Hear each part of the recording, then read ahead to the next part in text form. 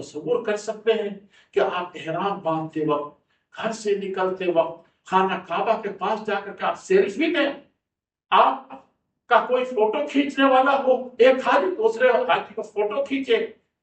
اللہ، اگر یہ جائز بھی ہوتا تو یہ وہاں پر بہت لایانی کام ہوتا، آپ کے لیے بہت طریقے سے یہ کسی طرح سے درست نہیں ہو سکتا تھا۔ اس مقام کا تقدس آپ کو اس چیز میں ایک لمحے کے لیے، ایک سیکنڈ کے لیے کیسے آپ کے دل و دماغ کو اور آپ کے جسم و جان کو متوجہ کر لیا۔ اور سب سے جانتے ہیں کہ اللہ کے راستے میں نکلنے والا ایک جہاد ہے، اور عورتوں کا تو جہاد ہے پورا۔ ہماری مائیں اور بہنیں بھی دیکھا کہ وہ کسی نے باتوں میں مشغول ہو جائیں گی، سیلفی میں مشغول ہو جا رہی ہیں، اور مرد تو مرد ہے، عورتوں کا یہ حال ہے۔ آپ سوچ سکتے ہیں کہ جو جہاد میں نکلا ہو، سب کچھ قربان کر کے نکلا ہو، اور اس کو یہ میسر ہو رہا ہے جو سب سے افضل ترین چیز ہے، جہاد۔ اور وہ جہاد نہیں جو دنیا سے کاٹ مار دھاڑ، دنیا کے قوموں سے آتنکواد اور